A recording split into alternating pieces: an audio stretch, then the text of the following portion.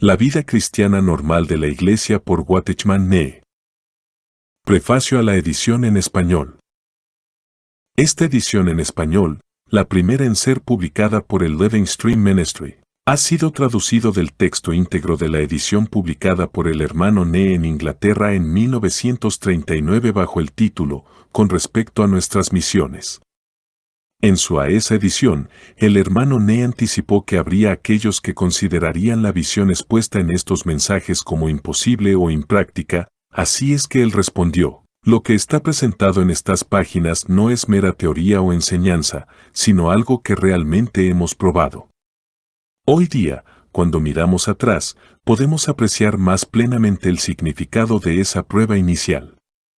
Realmente, lo que estaba sucediendo allí era mucho más que una prueba. Era plantar una semilla de la recuperación de la práctica de la vida normal y bíblica de la Iglesia. Tal semilla, plantada por aquellos pocos hermanos fieles en China, ha germinado, se ha desarrollado y ha florecido. Después de más de 40 años es maravillosamente evidente que la semilla ha dado fruto. A 100%. Ha sido sembrada en todo continente y cultura, y hoy día en todas partes del mundo, la vida práctica de la Iglesia está siendo experimentada. Ahora podemos declarar con el hermano Nee con igual valentía: funcionará. Irving. Diciembre de 1989.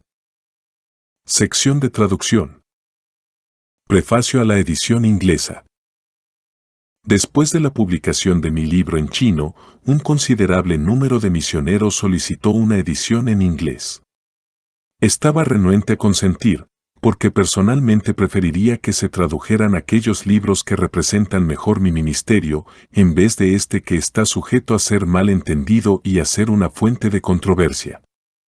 Pero pareció estar bastante claro que era la intención del Señor, y confiando en eso procedí con la traducción. El libro como está ahora es una edición muy abreviada y ligeramente revisada de la edición en chino. Ni en la expresión ni en el estilo es tan inglés como lo desearía, pero confío en que en este aspecto pueda contar con la indulgencia de sus lectores.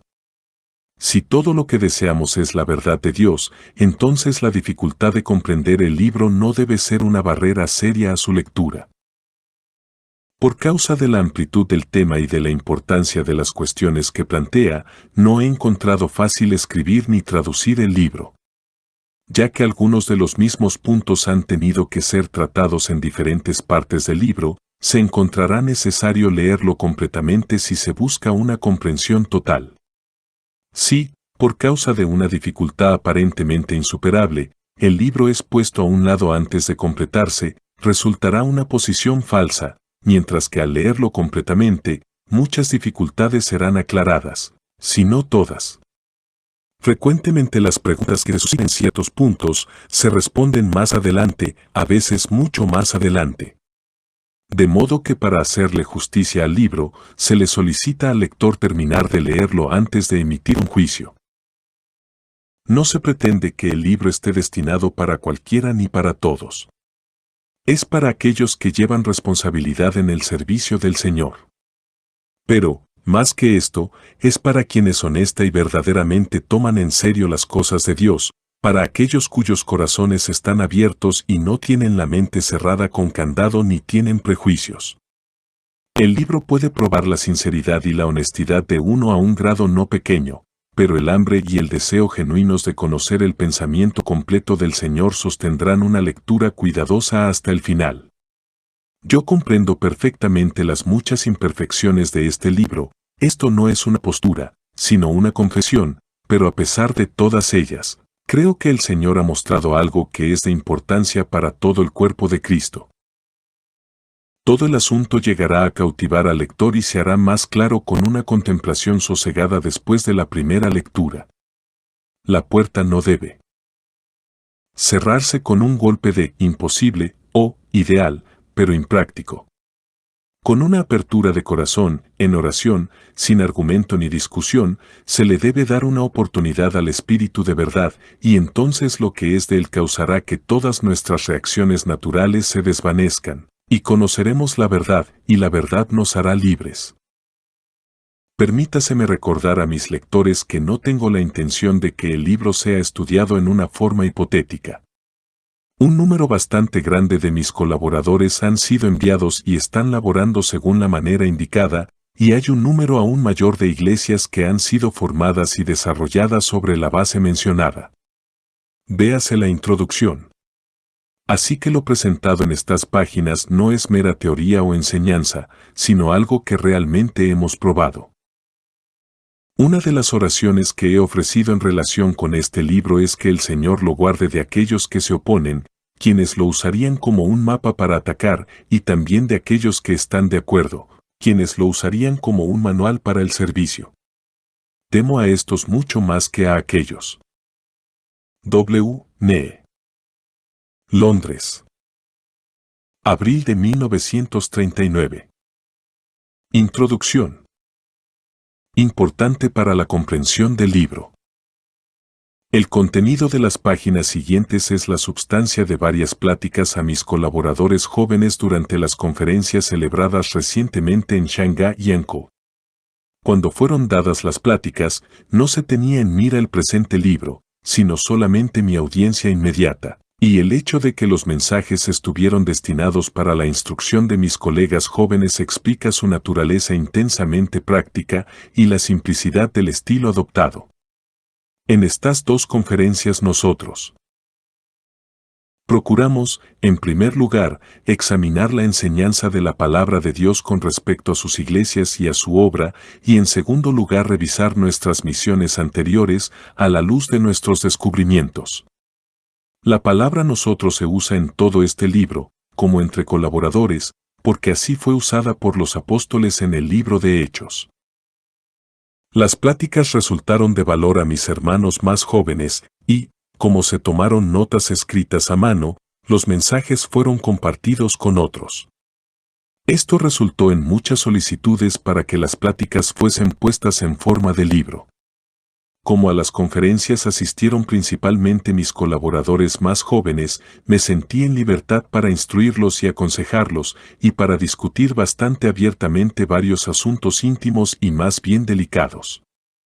Si las pláticas hubieran sido proyectadas para una audiencia más amplia, o para que fueran publicadas, me hubiera sentido obligado a omitir muchos asuntos que fueron mencionados, y a hablar en un tono enteramente diferente. Naturalmente vacilé cuando se hizo la sugerencia de publicarlas, pero el Señor puso en claro que esa era su intención, de modo que no tengo opción salvo consentir. No estaba seguro si era sabio preservar el estilo original de las pláticas, con sus trazos de consejo hermano mayor y su matiz personal. Distinto, pero como varios amigos testificaron de la ayuda especial recibida. A través de las partes más personales, comprendí que el libro perdería su valor más grande si aquellas fuesen eliminadas.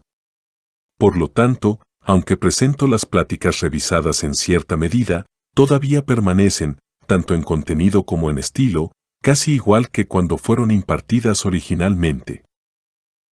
Confiamos en que los lectores de este libro tendrán en mente que sus mensajes, como se dieron originalmente, no estaban dirigidos a ellos. Fueron destinados exclusivamente para el círculo íntimo de mis asociados más íntimos en la obra, pero por una solicitud compartimos nuestros descubrimientos con el círculo más amplio de todos nuestros hermanos. El libro es algo privado hecho público, algo destinado originalmente para los pocos, extendido ahora a los muchos, así que confiamos en que nuestros lectores perdonarán algo que parezca inapropiado para el público más amplio. Nos gustaría señalar aquí el lugar de las enseñanzas de este libro en el gran conjunto de la verdad divina, porque aquellas tienen valor espiritual solamente cuando se mantienen en relación con éste. Durante los 18 años pasados, el Señor nos ha guiado a través de diferentes experiencias a fin de que podamos aprender un poco del principio, así como del hecho de la cruz y la resurrección, y para aprender algo de la vida en Cristo, el señorío de Jesús, la vida corporativa del cuerpo, la base del reino de Dios y su propósito eterno. Es natural, por lo tanto, que estas cosas hayan sido la carga de nuestro ministerio. pero el vino de Dios debe tener un odre que lo contenga. En el patrón divino, nada se deja a la decisión del hombre. Dios mismo ha provisto el mejor odre para su vino, el cual lo contendrá y lo preservará sin pérdida, obstáculo ni distorsión. Él nos ha mostrado su vino, pero también nos ha mostrado su odre. Nuestra obra, durante los años pasados, se ha basado en ciertos principios definidos, pero nunca hasta ahora hemos tratado de definirlos o de enseñarlos.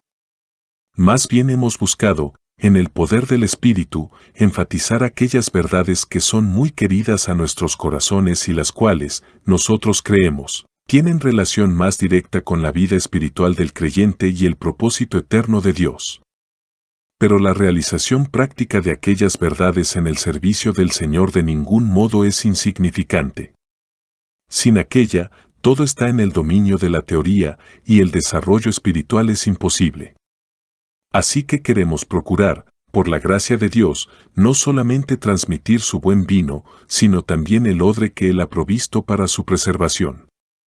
Por lo tanto, las verdades expuestas en este libro deben ser consideradas en relación con aquellas enseñadas durante los 18 años de nuestro ministerio, y como la secuencia, no la introducción, a ellas.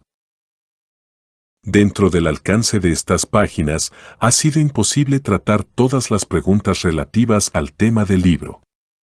Algunas ya las he tratado en otra parte, y otras espero tratar más adelante. El título del libro, con respecto a nuestras misiones, explica su naturaleza.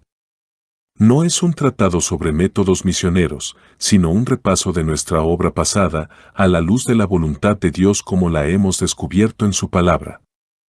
El Señor, en su gracia, nos había guiado por su Espíritu en nuestro servicio anterior para Él, pero deseábamos entender claramente los fundamentos sobre los cuales debe reposar toda la obra divina. Comprendí que la necesidad primaria de mis hermanos más jóvenes era ser guiados por el Espíritu y recibir revelación de Él, pero no pude ignorar su necesidad de una sólida base bíblica para todo su ministerio. Por lo tanto, juntos conversamos libremente de lo que habíamos estado haciendo y cómo lo habíamos estado haciendo, y procuramos comparar nuestra obra y métodos con lo que Dios había puesto delante de nosotros en su palabra. Examinamos las razones bíblicas para los medios que empleábamos y la justificación bíblica para el fin que perseguíamos, y anotamos varias lecciones que habíamos aprendido por la observación, así como por la experiencia. No teníamos ninguna intención de criticar las labores de otros, ni siquiera de hacerles alguna sugerencia respecto de cómo debe ser conducida la obra de Dios. Sencillamente estábamos procurando aprender de la palabra de Dios, de la experiencia y de la observación, cómo conducir la obra en los días que vendrían, de modo que pudiéramos ser obreros aprobados ante Dios. El libro está escrito desde el punto de vista de un siervo mirando desde la obra hacia las iglesias. No trata con el ministerio específico al cual creemos que el Señor nos ha llamado, sino solamente con los principios generales de la obra, ni trata con la iglesia, la cual es su cuerpo, sino con las iglesias locales y su relación con la obra. El libro no toca los principios de la obra, ni la vida de las iglesias, es solamente un repaso de nuestras misiones, como el título lo sugiere. Las verdades mencionadas en este libro han sido aprendidas y practicadas gradualmente durante los años pasados. Numerosas correcciones han sido hechas al recibir mayor luz, y si permanecemos humildes, y Dios todavía nos muestra misericordia, creemos que habrá más correcciones en el futuro. El Señor en su gracia nos ha dado varios asociados en la obra, todos los cuales han sido enviados sobre la base mencionada en este libro, y por sus labores. Numerosas iglesias han sido establecidas en diferentes partes de China.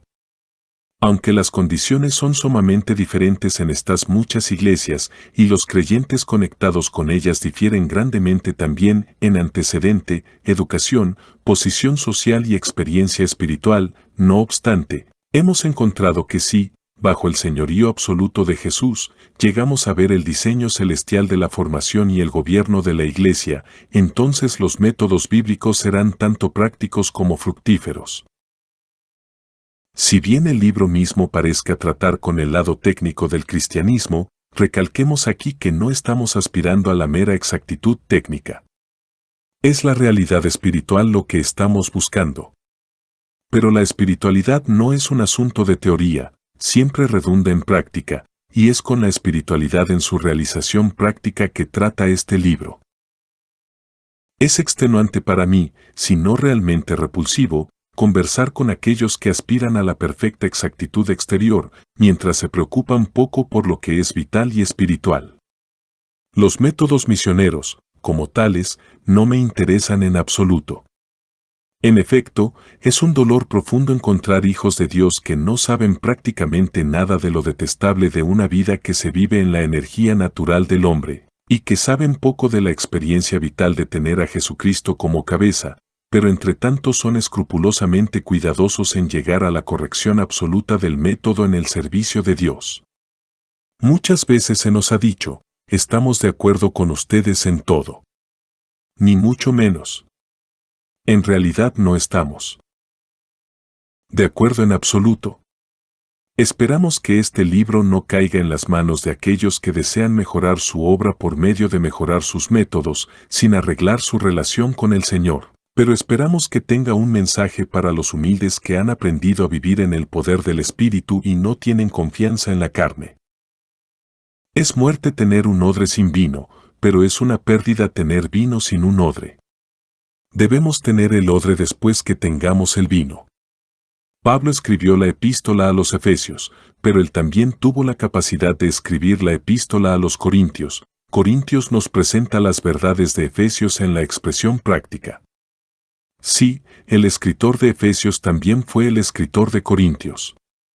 Pero ¿por qué es que los hijos de Dios nunca han tenido contenciones serias sobre las verdades de Efesios, sino siempre sobre las verdades de Corintios? Porque la esfera de Efesios está en los lugares celestiales y sus verdades son puramente espirituales, entonces si hay alguna diversidad de opinión respecto a ellas, a nadie le afecta mucho. Pero las enseñanzas de Corintios son prácticas y tocan la esfera terrenal. De este modo, si existe la más mínima diferencia de opinión, se percibe inmediatamente una reacción. Sí, Corintios es muy práctica. Y prueba nuestra obediencia más de lo que lo hace Efesios. El peligro de aquellos que saben poco acerca de la vida y de la realidad es enfatizar la mera corrección externa, pero aquellos para quienes la vida y la realidad son un asunto de suprema importancia, la tentación es desechar el modelo divino de las cosas, pensando que es legal y técnico. Ellos creen que tienen lo mayor y que por lo tanto pueden desechar lo menor. Como resultado, cuanto más espiritual es un hombre, más libre se siente para hacer lo que estima conveniente. Considera que él mismo tiene la autoridad de decidir en los asuntos externos, y hasta imagina que pasar por alto los mandamientos de Dios respecto de ellos es una indicación de que él ha sido libertado de la legalidad y que está andando en la libertad del Espíritu. Pero Dios no ha revelado solamente las verdades que tienen que ver con nuestra vida interior, Él también ha revelado las verdades relacionadas con la expresión externa de aquella vida. Dios valora la realidad interior, pero Él no ignora su expresión exterior. Dios nos ha dado Efesios, Romanos y Colosenses, pero Él también nos ha dado Hechos, las epístolas a Timoteo y las epístolas a los Corintios. Podemos pensar que es suficiente que Dios nos instruya a través de Romanos, Efesios y Colosenses en cuanto a nuestra vida en Cristo, pero Él ha considerado necesario instruirnos a través de Hechos, Corintios y Timoteo, en cuanto a cómo hacer su obra y cómo organizar su iglesia. Dios no ha dejado nada a la imaginación ni a la voluntad humanas. El hombre teme usar a un siervo que razona poco, pero Dios no quiere usar a uno que razona demasiado. Todo lo que Él requiere del hombre es simple obediencia. ¿Quién fue su consejero?, preguntó Pablo, Ro. 11:34. El hombre gustosamente ocuparía el puesto, pero Dios no tiene necesidad de consejero. No es de nuestra competencia sugerir cómo pensamos que la obra divina debería ser hecha, sino más bien preguntar en todo, ¿cuál es la voluntad del Señor? Los fariseos limpiaban el exterior del plato, pero dejaban el interior lleno de impureza. Nuestro Señor los reprendió por dar tanta importancia a las cosas externas e ignorar lo interno, y muchos del pueblo de Dios concluyen de la reprensión del Señor que, siempre que se le dé énfasis al aspecto interior de la verdad espiritual, todo está bien. Pero Dios demanda tanto la pureza interior como la pureza exterior. Tener lo externo sin lo interno es muerte espiritual, pero tener lo interno sin lo externo es solamente vida espiritualizada. Y la espiritualización no es espiritualidad. Nuestro Señor dijo, esto era necesario hacer, sin dejar de hacer aquello, Mt. 23:23. No importa cuán insignificante parezca algún mandamiento divino, es una expresión de la voluntad de Dios, por lo tanto, nunca nos atrevamos a tratarlo livianamente. No podemos descuidar el más pequeño de sus mandamientos sin sufrir pérdida. La importancia de sus requisitos puede variar, pero todo lo que es de Dios tiene propósito eterno y valor eterno. Por supuesto, la mera observancia de formas externas de servicio no tiene valor espiritual en absoluto. Todas las verdades espirituales, sea que pertenezcan a la vida interior o exterior, están sujetas a ser legalizadas.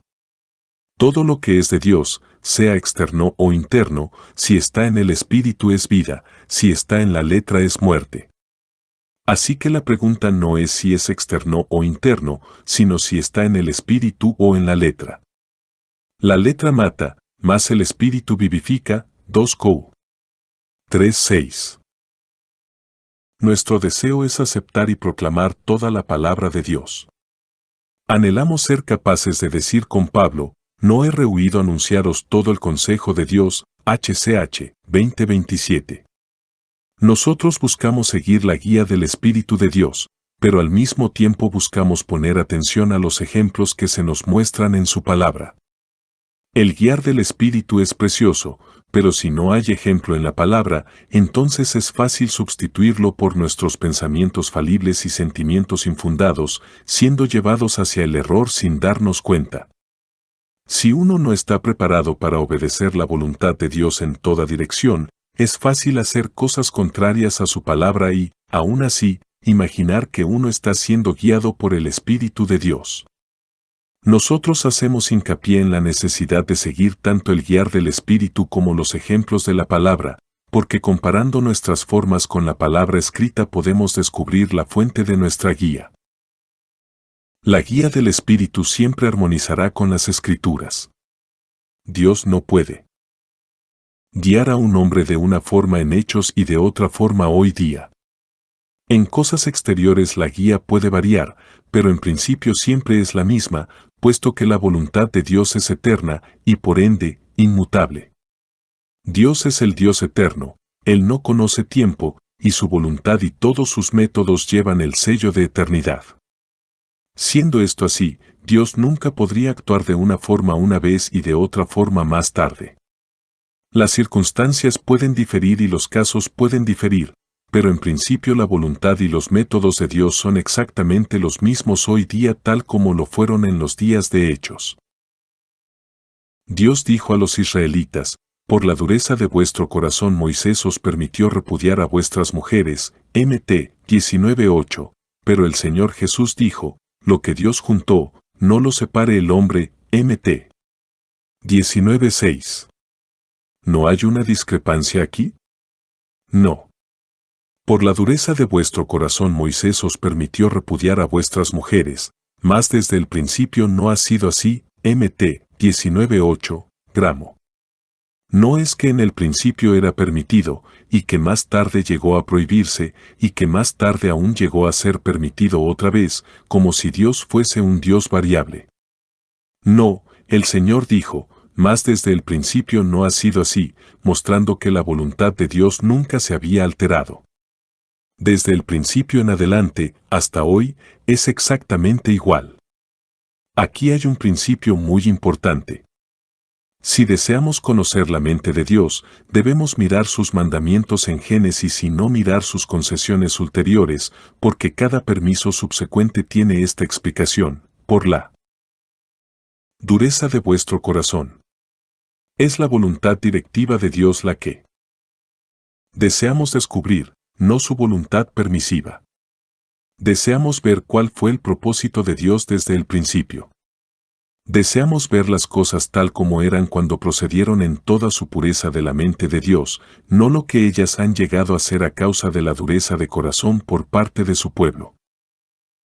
Si queremos comprender la voluntad de Dios respecto de su iglesia, entonces no debemos investigar cómo Él guió a su pueblo el año pasado, o hace 10 años, o 100 años atrás, sino que debemos remontarnos al principio, al génesis de la iglesia, para ver lo que Él dijo e hizo entonces. Es allí donde encontramos la expresión más alta de su voluntad. Hechos es el génesis de la historia de la iglesia, y la iglesia en los tiempos de Pablo es el génesis de la obra del Espíritu. Las condiciones en la iglesia hoy día son sumamente diferentes de lo que fueron entonces, pero estas condiciones actuales nunca podrían ser nuestro ejemplo ni nuestra guía autoritaria. Nosotros debemos volvernos al principio. Solamente lo que Dios en el principio ha expuesto como nuestro ejemplo es la voluntad eterna de Dios. Es la norma divina y nuestro modelo para todo el tiempo. Una palabra de explicación puede ser necesaria con respecto a los ejemplos que Dios nos ha dado en su palabra. El cristianismo está edificado no solamente sobre preceptos, sino también sobre ejemplos. Dios ha revelado su voluntad, no solamente por medio de dar órdenes, sino también por medio de hacer que se realicen ciertas cosas en su iglesia, para que en las épocas venideras otros sencillamente pudieran mirar el modelo y conocer así su voluntad. Dios ha dirigido a su pueblo no solamente por medio de principios abstractos y reglamentos objetivos, sino también por medio de ejemplos concretos y experiencia subjetiva. Dios usa preceptos para enseñar a su pueblo, pero uno de sus métodos principales de instrucción es la historia. Dios nos dice cómo otros conocieron e hicieron su voluntad, para que nosotros, mirando sus vidas, no solamente conozcamos la voluntad de Él, sino que también veamos cómo hacerla. Él obró en sus vidas, produciendo en ellos lo que Él mismo deseaba, y nos pide que los miremos a ellos, para que sepamos lo que Él está buscando. Nosotros, entonces, diremos que puesto que Dios no ha mandado cierta cosa no es necesario que la hagamos. Si hemos visto cómo Él trató con los hombres en los días pasados, si hemos visto cómo guió a su pueblo y edificó su iglesia, ¿podemos todavía alegar ignorancia de su voluntad? ¿Es necesario que a un niño se le diga explícitamente cómo hacer cada cosa? ¿Cada detalle debe ser mencionado separadamente de cosas permitidas y no permitidas? ¿No hay muchas cosas que él puede aprender simplemente observando a sus padres o a sus hermanos y hermanas mayores? Nosotros aprendemos más rápidamente por lo que vemos que por lo que oímos, y la impresión en nosotros es más profunda. Es por esto que Dios nos ha dado tanta historia en el Antiguo Testamento y los hechos de los apóstoles en el Nuevo. Él sabe que nosotros aprendemos más fácilmente por el ejemplo que por el precepto. Los ejemplos tienen mayor valor que los preceptos, porque los preceptos son abstractos, mientras que los ejemplos son preceptos llevados a la práctica. Mirándolos, no solamente sabemos cuáles son los preceptos de Dios, sino que tenemos una demostración tangible de su realización. Si tratamos de eliminar los ejemplos del cristianismo y dejamos solamente sus preceptos, entonces no nos quedará mucho. Los preceptos tienen su lugar, pero los ejemplos no tienen un lugar menos importante, aunque obviamente la conformidad al modelo divino en las cosas externas es mera formalidad si no hay correspondencia en la vida interior. En conclusión, permítaseme enfatizar el hecho de que este no es un libro sobre métodos misioneros. Los métodos no deben ser menospreciados, pero en el servicio de Dios lo que más importa es el hombre, no sus métodos.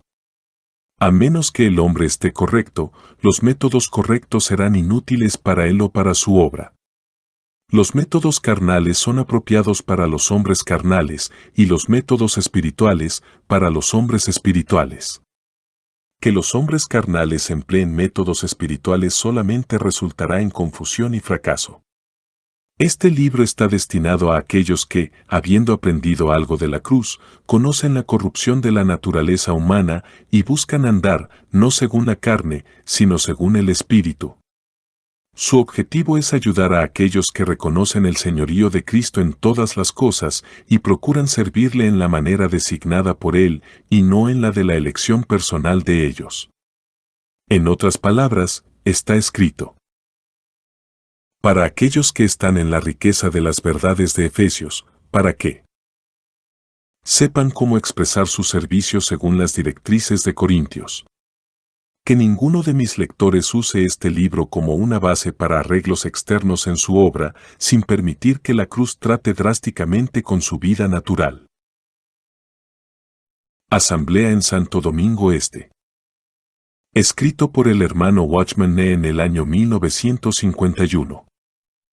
Para más información comuníquese con este número de WhatsApp: 1-829-747-1995.